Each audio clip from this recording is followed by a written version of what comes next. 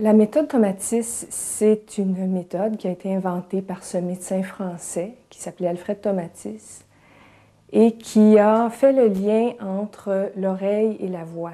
Bonjour! Et à partir de là, il a créé de l'équipement électronique pour jouer avec les perceptions sonores, pour établir une meilleure voix. Et à partir de là, ça a déboulé.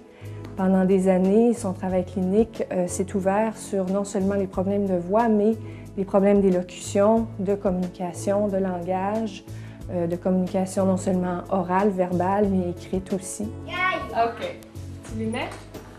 On pense souvent que l'écoute, c'est quelque chose qui devrait être naturel, mais il y a beaucoup de facteurs qui nous empêchent de bien écouter. La différence entre écouter et entendre, ça ressemble à regarder et voir. Quand je regarde, par exemple, mon doigt ici, je fais le zoom sur mon doigt, je le vois clairement, et tout ce qui est derrière, je le vois encore, mais tout est flou, distordu. Mais mon intention est de regarder ici. Si je fais le contraire, je vous regarde, ça ici, c'est toujours dans mon champ visuel. Je le vois encore, mais c'est flou. L'écoute, c'est la même chose. C'est la capacité de faire le zoom sur ce que je veux écouter. Et si, par exemple, je suis assise à l'école et il y a le bruit des petits-enfants alentour, le bruit des chaises, et la source sonore importante sur laquelle il faut que j'aille écouter, c'est la voix du professeur en avant. Il faut que j'ai une rapidité, un temps de réaction rapide pour que mon zoom aille écouter là-bas et couper tous les bruits qui sont proches de moi. C'est pas une optique curative qu'on a ici, c'est une optique de mise en forme.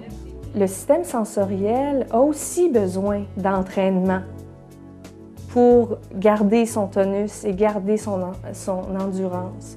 L'attention et la concentration, l'écoute, c'est la capacité de maintenir l'attention pour une certaine période de temps. C'est pas juste une question de porter attention à quelque chose et ensuite de passer à d'autres choses.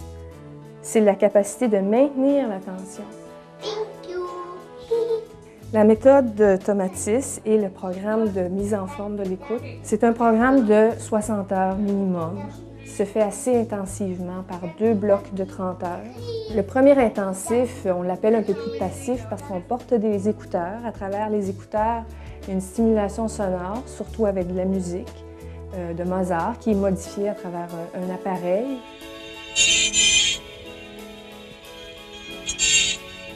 Pendant le deuxième bloc, par contre, c'est un petit peu plus exigeant parce que l'objectif, c'est d'établir une meilleure auto-écoute.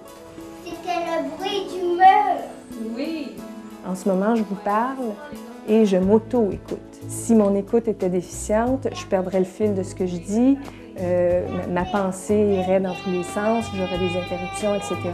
L'enfant, lui, ses exercices d'auto-écoute, on va les adapter à son niveau développemental.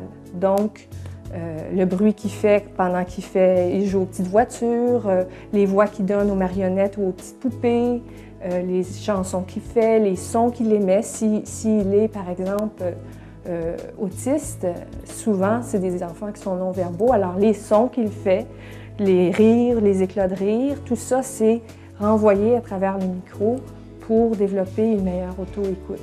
Si je pense à un enfant de 4 ans, trouble évasif du développement, sans langage, sans jeu, il n'y a pas de capacité de jeu, souvent des crises qui viennent comme un cheveu sur la soupe, là. On ne sait pas trop qu'est-ce qui se passe avec lui.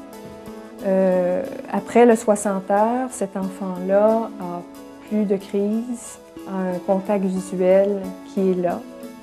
Les parents parlent de « il est présent maintenant, on le sent qu'il est avec nous ».